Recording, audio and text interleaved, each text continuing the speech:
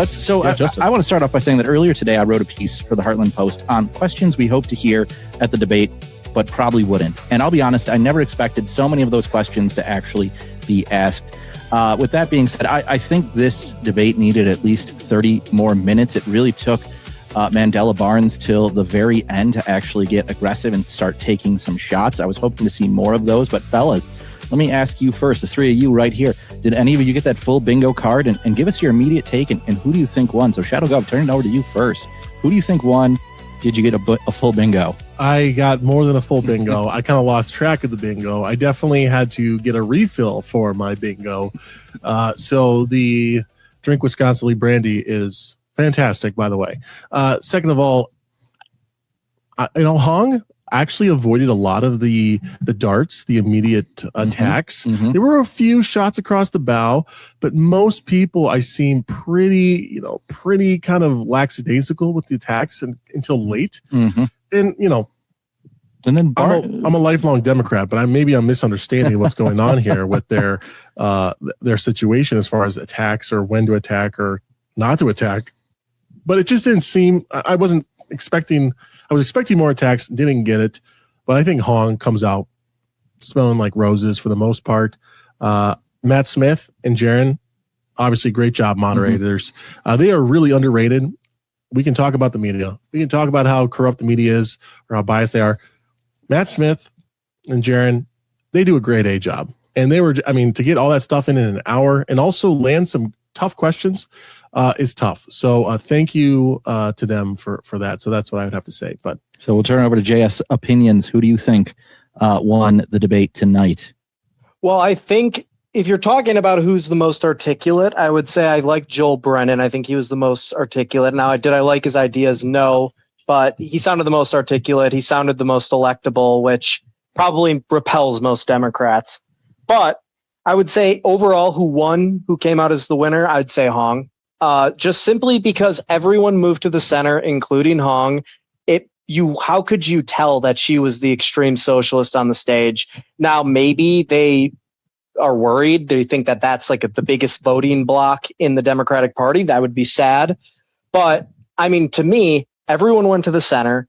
No one differentiated themselves from Hong to say, I'm the alternative. So what do they expect? It's like they all keeled over and just gave up. And Hong came out looking like a moderate. She came out looking like a moderate. They all deflected on defund the police, and which is crazy because Hong, how much documentation do we have on Hong saying she's going to defund the police? She went up and gave a roundabout answer. Yep. So, and it's all preventative. They all say it's preventative and stuff like that.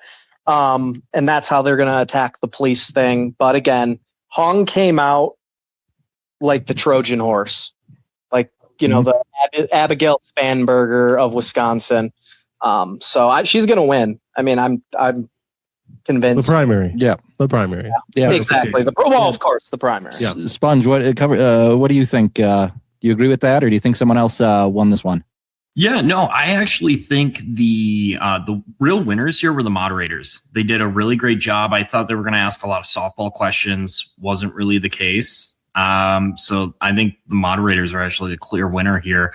As far as candidate wise, yeah, I think Hong won, but she won because she's presentable. There was some stumbles there, and she obviously didn't rehearse a lot of the policy points, but where she did, I think she did well.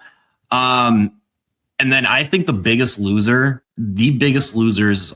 is Tony Evers. I don't know what he thought he was doing in getting Crowley back in the race with that endorsement.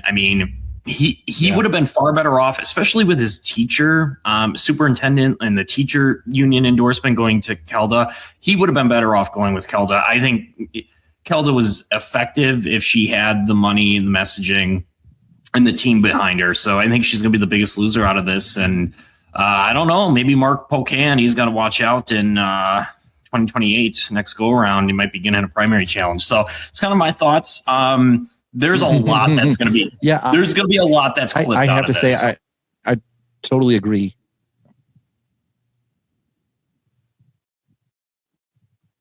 Yeah, to agree right off the bat. You said, Matt Smith and Jerron Jordan were the big winners, and that's actually what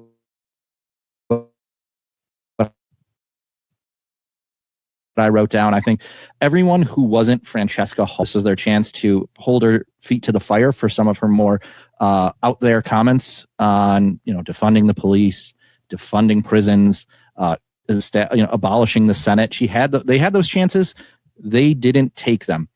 From Matt Smith and Jerron Jordan, there were solid fact-based questions that tried to expose the Dem field, but every one of the Democrats stuck to their talking points on repeat over and over again. Like I said, we kind of asked it as it was happening. Did they have a behind-the-scenes agreement not to attack each other? Yeah, it almost felt that. I mean, definitely seemed like it felt like that way. I mean, I don't think they all just sat there in a little, kumbaya like football huddle and were like, all right, everyone don't attack each other. Also, by the way, everyone say that the $1,000,001 is being taxed at a higher rate. And first of all, I'd like to bring up, and I'm going to, again, try to do this in real time. Let's see. I'm going to stop streaming this guy and stream my Twitter account just for a moment. Forgive me. Let's see. Oh, here we go. So, and again, it's vertical. Don't hate me. It is what it is. But Ann Jacobs was talking about Francesca Hong's tax policy. And of course, Francesca Hong, everyone said over $1 million. Maybe 1%. Yeah. 0.9%, which is everybody's way of moderating, which is like, okay, we're going to tax the rich, but it's only going to be 0.9%. It's not that big of a deal. Yeah. Meanwhile, Ann Jacobs, a Democrat, member of the Wisconsin Elections Commission, no friend of mine necessarily, says Fran Hong was not telling the truth about taxes tonight. She supports a 17.7 tax rate, not just 1% rate. Here's the law she proposed. Okay.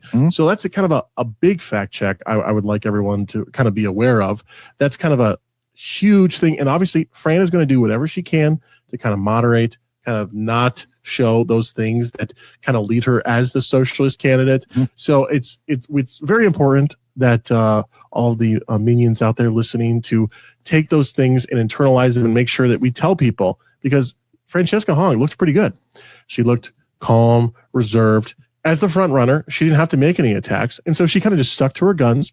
She did a lot of avoiding of stuff, but she did a lot of kind of, trying to avoid specifics, trying to avoid being pinned down as much as she could. So, that kind of just reiterates my point that she kind of won, at least that in my eyes. Yeah. And then I also want to mention, for those that had listened to the entire debate, Robin Vos mentioned 7 or 8 times. Donald Trump. Yeah, that was shocking. Once. And it was Calderoy's. We knew Calderoy's was going to be the one to mention Trump, but that was was that the only mention? Might have been one more. There might have been some more mentions. I think Mandela. Did. But there was the Trump regime slot on your bingo, if you were following along. And if you weren't, we won't hold it against you, but next time, definitely do that. So that was definitely filled out. But Robin Vos, we have to have a Robin Vos square, because that was 6 or 7 times. 6, 7, and I definitely those 7 Robin Vos mentions drained my Drink Responsibly brandy quite significantly right away. So I thought that was interesting. Yeah, I truly didn't expect any of them to run to the center as much as they all did. That really stuck. And that's something that you do in a general election. But here you're trying to run as the progressive. You're trying to out progressive each other. Except I thought they would all do that except for Joel Brennan. And here you actually had all of them saying, trying to moderate their positions and sound a bit more establishment or a bit more sane, I guess, than what they actually are. I think there were times when Hong really had to really struggled to hide what her actual beliefs are. And you saw that with some of those show of hands. I know the one that really stood out to me was the property tax one. It was, the question was, I think, along the lines of, would you, how would you reduce property taxes? And I think, you saw someone like Mandela Barnes who kind of did this sort of thing. And Francesca Hong had that really low hand raise. Yeah. You're talking about property taxes. Yeah. Right. And the fact is, I think that their wheels are spinning because they know that there are people who own multi-million-dollar homes and they don't want those taxes to go down. It's only about, they want those houses that are, those $350,000. And of course, everyone should want property taxes to go down, but they're thinking tax the rich. That doesn't end at their income tax. That goes on to their property tax as well. And I think that's where they really struggled with that. And I bet Francesca felt bullied into not raising her hand, to just be the lone candidate to not raise the hand. Well, and one last thing before I turn it over to the others. The property tax question, of course, no one cannot raise their hands. Like, do you want to lower property taxes? And if you don't raise your hand, like, I mean, that is going to be used relentlessly. But yes, Hong and Kelder were kind of slow. And of course, yeah, Mandela kind of gave the, what do you mean lower property taxes? What are you talking about, Juneteenth? You know? Yep. That was pretty much his reaction. So, and of course, we know that Kelda and Francesca and most of the Democrats' proposals on property taxes would result in probably an increase in property taxes, which is why they're hesitant, but they kind of are forced to do that. So they were being politically expedient. But any thoughts, MJS, Sponge, on this? I think on the broader part of taxes, I think it was Matt Smith who asked it, but essentially said we're the highest tax state in the Midwest, and you're losing young people to, I think it was Ohio was one of them that was mentioned, maybe Iowa was as well. I think that was one of the central points of tonight. I mean, obviously they're for ending the voucher program. I mean, that's going to be clipped, and that's big. The property tax discussion was around the personal income tax was around 1/10 of a point. Remember, they all basically copied each other. So I think the biggest one tonight that kind of stuck out to me as an issue is what they're going to do to invigorate the economy, stop the brain loss and population loss that they're seeing elsewhere in the Midwest, leaving elsewhere in the Midwest. And I don't think many of them have a very clear answer as to what that looks like. It's just, we're going to tax more, you're going to have childcare somehow, and there's going to be changes to healthcare, which most of what they're envisioning is not going to happen. So it's a mixed bag, and they're not taking many of these issues very seriously. Yeah, and I certainly agree. And one thing I wanted to mention, obviously, voucher program became a huge, I mean, we talked about it for probably 15 minutes, which I thought was not that that's a bad thing. It just, I was a little, not shocked, but I was certainly surprised by that. But let's not forget, and we kind of got glazed over the first part, and I apologize for those that were on the stream listening. I got the audio. I forgot to press one button that prevented literally the entire audio from being streamed via our stream. So hopefully in the future, I did one thing different that I normally don't do. So I apologize for that. However, one of the first questions that Fran got was about, do you fully endorse the entire Democrat Socialist agenda? And she, of course, said, well, I'm a proud Democrat Socialist, but I don't agree with anyone 100% of the time, type of thing. And I'm ready to create permanent affordability. Excuse me, right there. Permanent affordability for working families in Wisconsin, and basically sidestepped the entire DSA platform, which, of course, her DSA acolytes will, of course, forgive, because they understand that she has to win a general in a swing state. But mind you, this is a huge, huge thing that she's trying to do for the general. She doesn't think she has to appeal to the DSA. She can kind of say, yes, I'm kind of DSA, but not that DSA. Yeah, like what was that JS opinion said that she can be the Trojan horse now. She can be the Abigail Spanbauer now, because she has the primary locked up. And like I said, I think I want to get to that, because yes, if you're the DSA candidate and you say, I don't disagree, or I don't agree with the DSA platform in full, the follow-up immediately should be like, what part do you not support? And, we've seen the socialist agenda exposed on Fox News. They had their vice chair of the National Party going on and being like, yep, we should abolish police and abolish ICE and abolish the Pentagon over time, and, abolish the Senate and remove the president and the Supreme Court and all these crazy things. So yeah, she needs to say where she doesn't 100% agree with the DSA platform. That really stood out to me right off the top of the bat. One of the things I want to talk about, we talked about vouchers a bit, and I just want to get into this one because while Ann Jacobs is doing a fabulous job fact-checking candidates, and actually she just mentioned that Joel Brennan's kids went to Marquette High School and DSHA, which are two of the most elite private schools for Catholics in southeastern Wisconsin.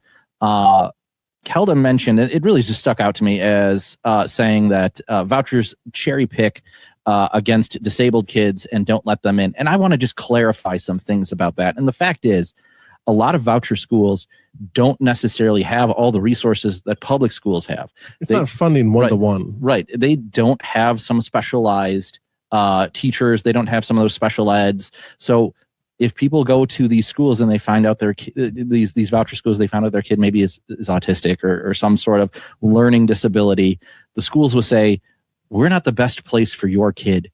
You need to get them specialized education that can be offered at maybe a public school. So don't say it's cherry picking against disabled kids.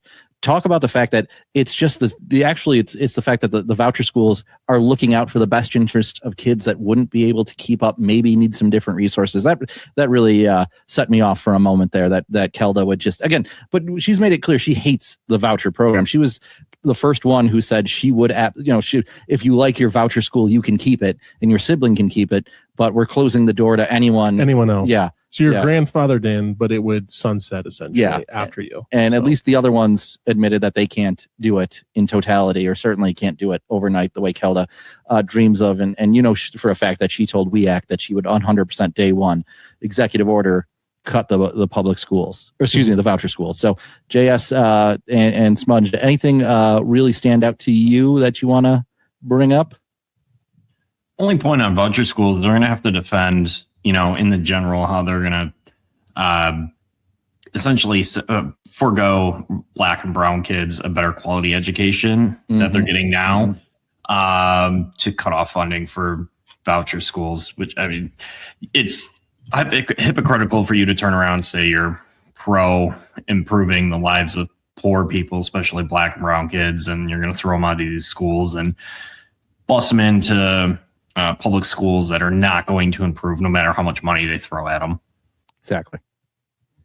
Yeah, I mean, I think with the voucher schools specifically, obviously not. I mean, you'd be shocked if you were ever door knocking in Milwaukee how many people are have their kid go to a voucher school or are in support of school choice or voucher schools.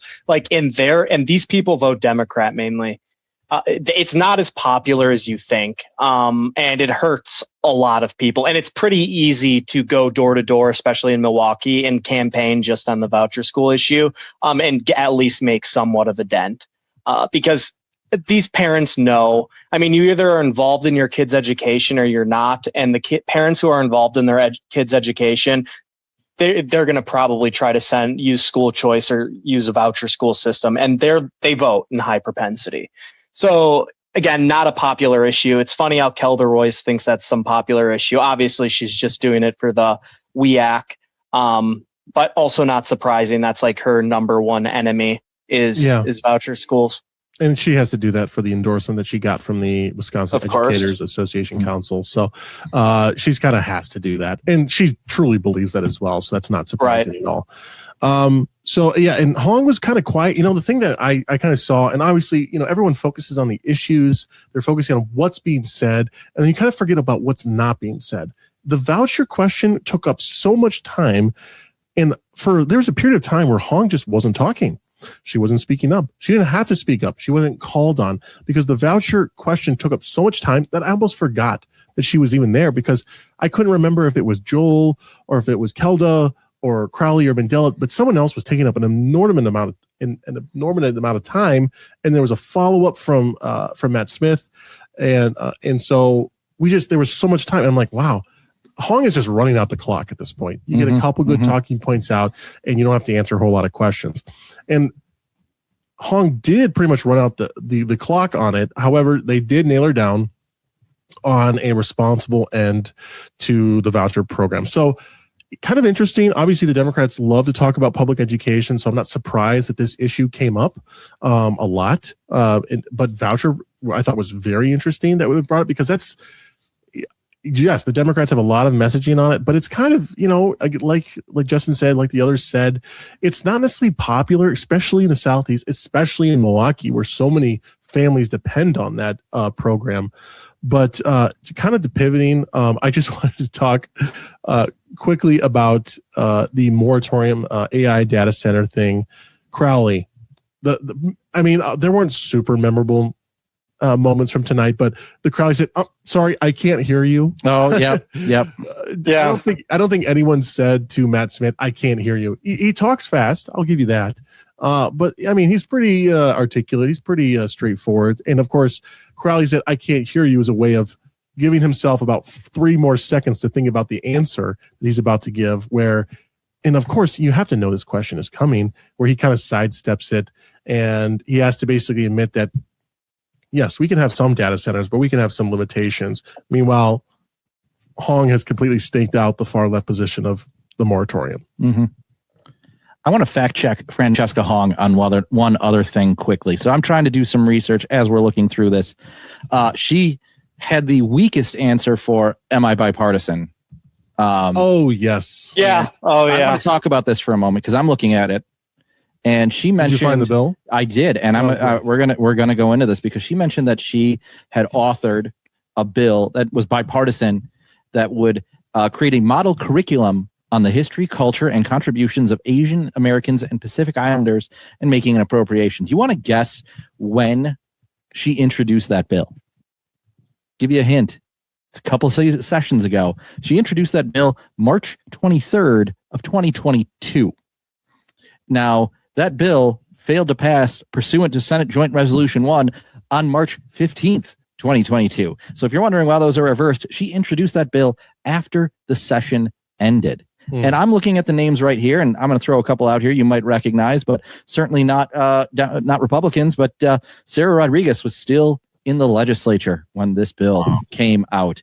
I am looking at all the names on here. I do not see a Republican anywhere on it. Now, maybe she confused Don Vruwink for a Republican. I'm confused though. I feel like she did though. Yeah, I think that was the previous session. I think you think it got through later. I think I think I might be able to track it down because I know a few people that may have sponsored that bill. So I'm seeing ones for Heritage Month. Mm-hmm. I saw that in 2023, but there's nothing that lists her as the lead Asian. There's history. nothing that lists her as the lead author. Well, so forgive me if maybe I'm. This is what I think maybe happened is it did pass, but she was a co-sponsor of it. Okay. And maybe not the chief author type of thing. But first of all, okay, I am seeing the one that she's referencing, but is not what she was talking about. Is directing school boards to provide instruction on Hmong Americans and Asian Americans. A little bit different. And she was author number 3 behind Pat Snyder and Ron Tussler. So again, that's maybe why it didn't come up, but at least what I was looking at originally said it didn't actually happen. And what was the bill? That was SB 240 of 2023, but still a very weak.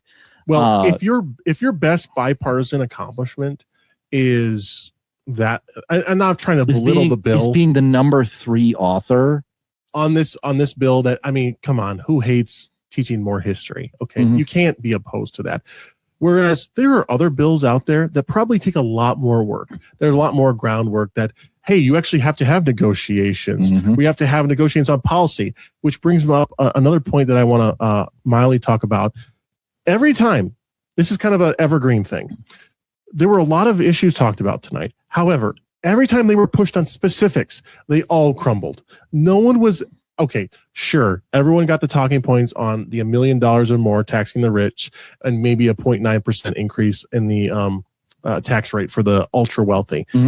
Everything else, if they were pushed on the specifics, they didn't have an answer. They didn't have an answer for anything. And I hope the people that are going to be voting the general election understand that certainly that this would come when they're governor. They're going to veil all of those positions. I mean, Crowley gave some. I'll give him some credit. However, the majority of these people, when they were actually pushed on the merits of what are you going to do? What is it going to look like? Get away from the talking points. And kudos to Matt Smith again for trying to drill down on this. They fumbled. They stuttered. They couldn't really spit it out, and they tried to pivot away from it. And this happened again and again. So, I'm very much looking forward to, obviously, I don't want to take for granted the primary debate we just had, although it maybe was slightly disappointing as far as from a catfight perspective. The general election, Tom Tiffany will debate probably Francesca Hong at this point, and I'm sure that debate will be equally entertaining. But this one was pretty entertaining. But I just want everyone to obviously understand that when they were drilled down, they were trying to get drilled down on those specifics. They had nothing. Mm-hmm. So one of the other ones I want to mention was a fact check moment for Joel Brennan. Now he had a most clippable moment in this, and we joked about it. That said, "Don't trust government, don't trust Democrats." Clip it right chat. there. That's perfect. But he was talking about Foxconn, and I've said this before on the show. But for those who may be tuning in for the first time, as someone who worked with the Wisconsin Economic Development Corporation while Foxconn was being implemented, what the governor did is he directed Missy Hughes, who was a former candidate for governor, but not Joel Brennan, to renegotiate the contract. Now, the contract for Foxconn said they had to hit certain thresholds in order to unlock tax credits. And at no point was Foxconn actually hitting those thresholds. That was built in to protect taxpayers in case Foxconn didn't totally come through, because there was a little suspicion that maybe Foxconn overpromises and underdelivers. And unfortunately, that turned out to be the case. Now, what WEDC did was renegotiate the contract and make it one of their traditional programs. And guess what happened?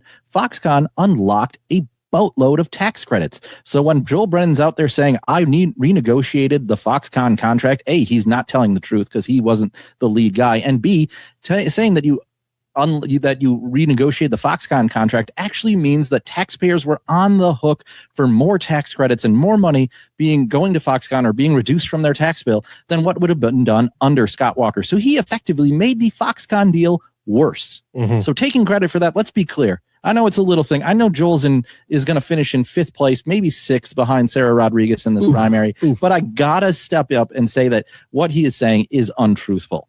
Yeah. So I certainly agree with that. MJS, Sponge, any thoughts on any other topics? I have one more that I want to talk about. I want to give you a chance. I got one other topic, but I'll let...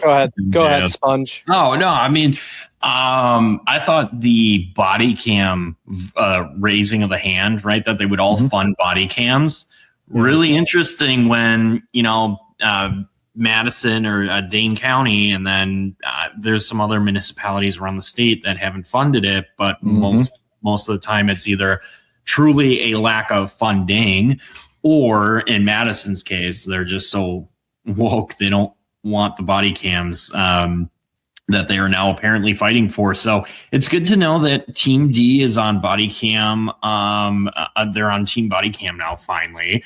The police YouTubers are going to absolutely love that, because it opens up a whole new market of body cam footage for them. But it's good to know that is a clippable moment, and it's going to be very interesting. Well, I think when Hong is the nominee, how she's going to, I think she could use that as a way to walk the line and say, I'm actually not for defunding the police. It's just we need to fund resources more adequately, and this is how we're going to do it. And so that's a whole talking point. See how that plays. Hopefully someone's working with the Tiffany campaign to say, if she becomes the nominee, she was against this. Now she's for it. You better be ready to attack her. I just thought it was very good contrast, from previous positions to now, where everyone's, it took this quote unquote tragedy for them to all raise their hands. So I guess we'll see what comes of the body cam debate. Yeah. Yeah, and I know that there was one comment that someone made where, well, I don't want the money. Like, I don't want to defund the police, but I don't want the money to go directly to the cops. It's like, what do you mean? Yeah.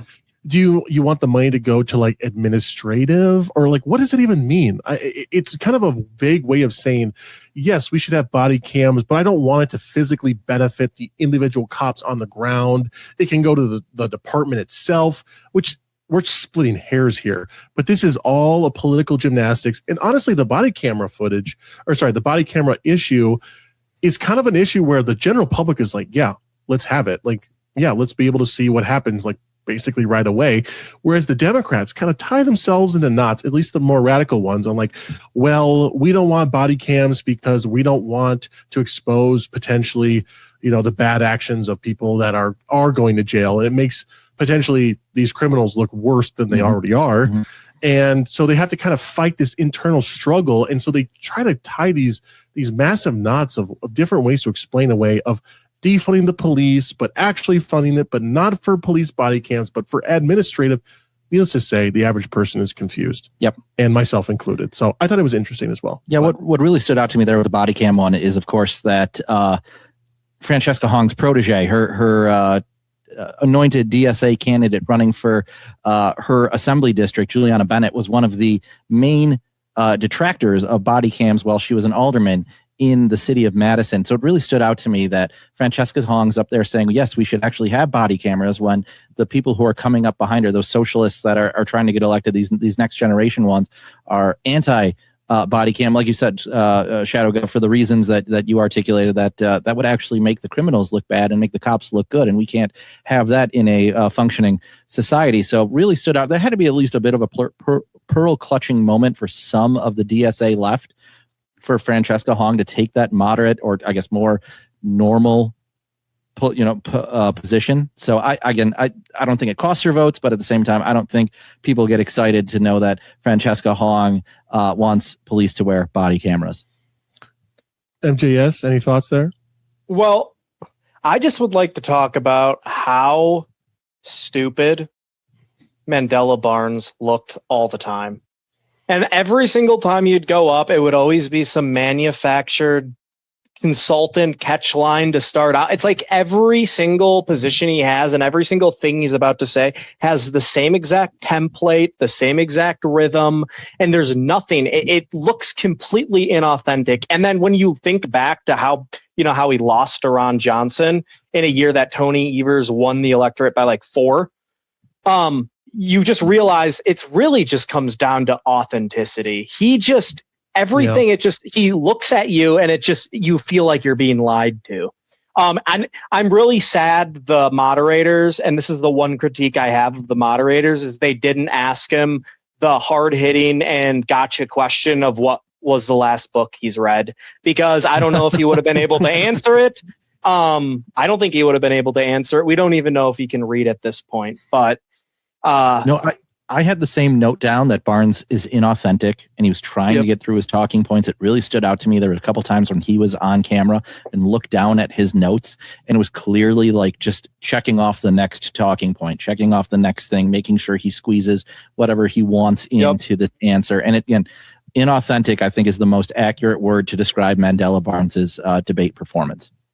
And I don't think he can really improve that. You can tell that he tries to improve it, but he just doesn't. It's like he tries to be more authentic and he comes off as more inauthentic because he's trying so hard. His best shot came at the very end. And again, I was disappointed that no other candidate took a shot at tell anyone. me about it. There's no attacks. But his best shot was at Crowley. And during those closing arguments when he said, the establishment is trying to rig the primary and that's BS. And he got so close to wanting to say the actual word, but he says that's BS and don't let them do it. And he took a shot at Crowley, I think, in that last question as well. But it really stood out to me that was the only time someone did anything. But that was his best moment. His best moment in the entire debate comes in the last 4 minutes. That speaks to how I think bad he did in the first 56 minutes. I think it speaks to how bad every other candidate did, because again, Kelda, we saw from her comments, seems to be like she's running a national campaign. She knows she's so prepared. It's almost too politician. It's like she knew she was going to lose this one, but she needs to set herself up to run against Ron Johnson in 2 years. So she's going to take shots or take shots at Donald Trump. And so no one took those shots that they needed. I think it gave Francesca Hong a free pass. I think in reality, that means that everyone else has given up. They know that Francesca Hong is inevitable. And if they thought they could move the needle with tonight's debate, they would have done it by taking some sort of shot saying that, well, why are you raising your hand for body cams when you want to abolish the police? Any of those sort of things could have been, that was set up, teed up perfectly, and they failed to do it, which means I think they are waiting. And I think many of them on that debate stage think my best shot is in 2 years when Ron Johnson is up, or in 4 years when Tom Tiffany is coming off his first term as the incumbent governor, because Francesca Hong falls so flat in the general. Yeah, it's just kind of bizarre, and maybe it's a Republican versus Democrat mentality where the Democrats just think, how to win their primary much differently than we do, where maybe Republicans are more ruthless to a fault in this regard. But I did want to say Mandela, I did think was kind of interesting, and I thought he did a decent job, and I'm going to give him some flowers here. I thought he did a decent job at kind of positioning himself as the non-established, the outsider, if you will. You know, Kelda, Joel, Sure, yeah. Crowley, they all kind of had like kind of prepared, rehearsed. And yes, Mandela had his moments where he was also kind of tripped up and whatnot. But I did like his ending statement. But of course, it was the ending statement. Are they people watching at the end? Or are they watching at the beginning? Where he's like, you know, this is a broken system, you know, where he didn't say it necessarily, but Francesca is the mainstream candidate. And he didn't say that she's the establishment, but like he was positioning himself as kind of the outsider, the one kind of outside looking in, and, you know, I'll be the one to kind of mess up the system, maybe the more populist view. And, you know, he said that that the establishment's rigging the election, talking about Crowley, but I guess you could extrapolate it and just say, you know, Hong is winning, and I'm going to be the opposite of that. Not maybe the opposite of Fran, but just the opposite choice.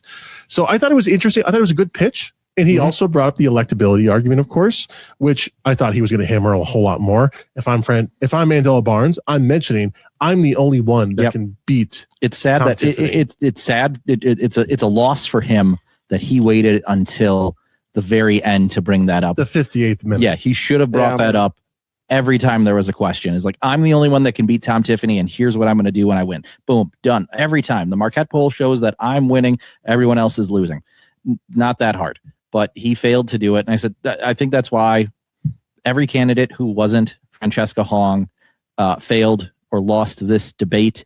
I don't know if there's any other way to spin it. I think, you know, you talk about the establishment candidate. It was really interesting to me as you bring that up, that I thought that Joel Brennan, for being someone who's been out of state government for 4 years, sounded like the most establishment candidate of when I worked in the Department of Administration, when I worked with Tony Evers. Everything he was doing was trying to tie himself back to the Evers administration that he left in 2022 or after the 2022 election. Like, he's been gone for a while. He could have set himself up to be like the insider outsider, but he went full insider. And I don't know who that plays well with.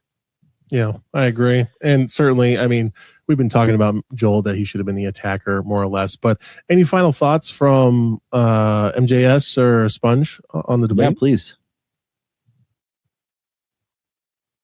I mean, I think David Crawley, I mean, again, I think he might be the biggest loser. I think it made the entire, like, Tony Evers has got to be, as Sponge had said, has got to be just sitting in his chair embarrassed right now, because that was it was like you couldn't even take Crawley seriously on the stage.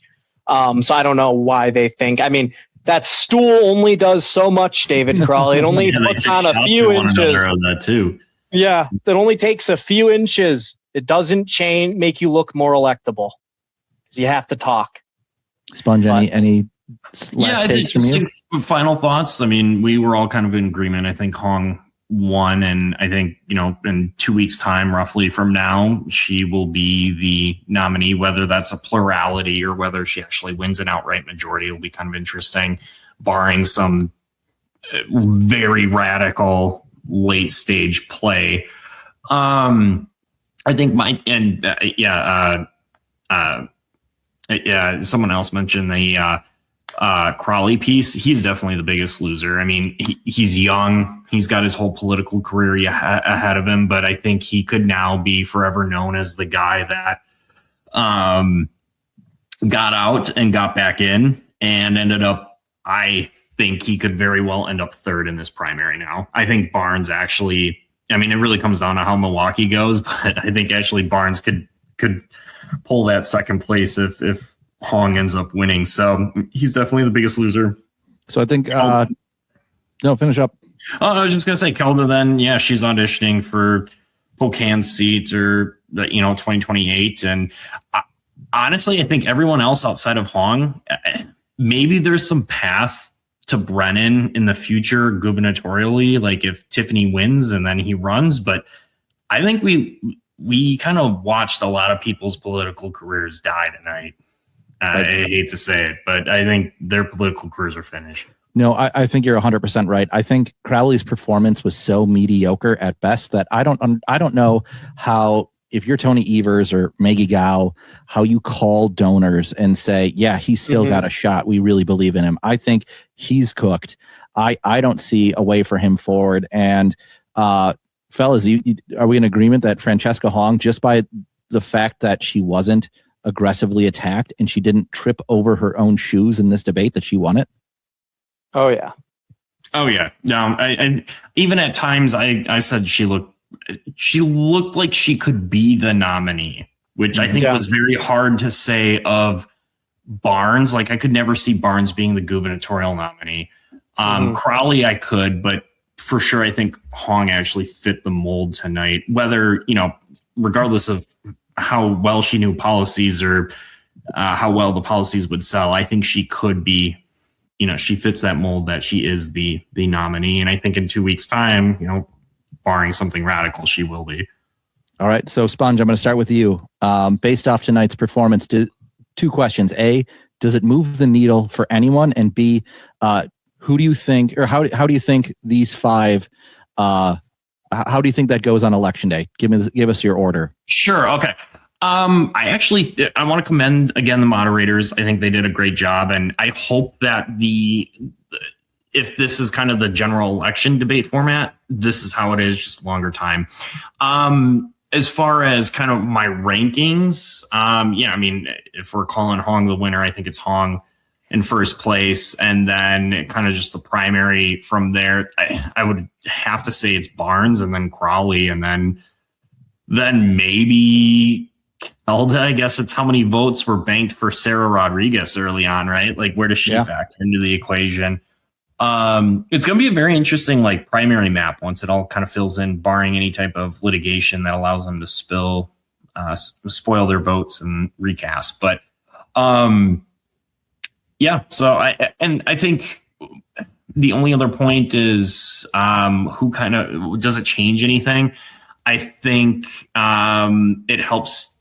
Tiffany can sit on this debate performance for the next 2.5 weeks and clip and go into the ad war room and figure out what they want to push and figure out which focus groups they want to hit. But I just commend the moderators, and hopefully Tiffany goes to task on what's been out there. And that was kind of the rankings. So I'd be curious to see, Shadow Gov, your thoughts, MJS opinion, your thoughts.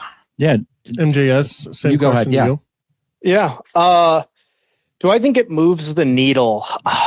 No, and this is why. And we still have 2 weeks to the election.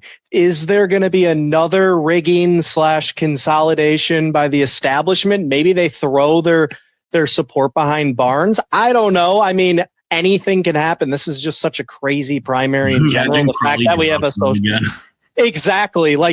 Anything could happen at this point. I wouldn't put it past that happening, because I think you realize, okay, Barnes is the only one that has any shot at overtaking Hong. Do they just say, screw it and throw everything towards Mandela, which would be just hilarious in so many different ways. And the other thing is, on election day, I really don't think it changes anything on election day. I don't know how many Democrats are really even watching this that have, not made up their mind. I think Francesca obviously has the momentum. It's very, very, very tough to stop the momentum, especially in a primary, especially with this many candidates still in the field. It's going to be tough for anyone to overtake it, which is why I think there's got to be some discussion that, hey, maybe we have to run with Mandela, whose name's actually Jesse. And that's, that could be the reality. Would be funny. Crazier things have happened. Yeah. My this is how I think primary is going to go as of now. Hong, Mandela, Crowley, Brennan, Royce. So basically chalk, except for I think Brennan does better than Royce. But I still think Mandela, I don't think Crowley did enough. I mean, he's spending $500,000, probably more in the last 2 weeks. But I don't think he can spend it as fast as he's getting it. I just don't think it's going to make that big of an impact. And he gets basically some of the Sarah vote, but I don't think it's ultimately going to crack, he might crack 20%, but I think it's going to be pretty much chalk. So I'm boring. Yeah, I have to agree. I don't see this debate moving the needle for anyone. I think if anything, it gives Mandela Barnes step up over Crowley. So I go Hong, Barnes, Crowley, Brennan, Royce, but at that point it really doesn't matter. So with that, I want to thank everyone who's tuned in tonight. This was a lot of fun, really exciting thing for us to put together. Thank you to the Heartland Post for letting us do this, and to JS Opinions and Sponge for joining us tonight. If you like what you hear, make sure to leave us a 5-star review on Apple or Spotify. If you want to read what we're writing, you can find us at the Heartland Post. Of course, if you want to learn more about us or have any questions, hit us up at email at newfashionpod@gmail. Find us on Rumble, YouTube, Substack at New Fashion Conservatives, on X, New Fashion Pod. JS, drop your handle. Same thing, Sponge. Where can we find you guys? You can find me on Twitter, JS Online, MKBS. I'm the parody account there, so give me a follow. Who has been doing a fantastic job following everything going on in the Francesca Hong autonomous zone. So, Sponge, yeah. Where can we find you guys? And for me, you guys can find me at Wiz, that's WIZ_political on X. And of course, myself, Robin, ROBIN_Voss, VOS1S_Stan, STAM. And fellas, I hope you would be willing to join us again in 2 weeks as we do a live pod and breaking down the results of the primary election. With that, have a great night. Thanks for tuning in. Thank you again to the Heartland Post, and we look forward to doing this again very soon.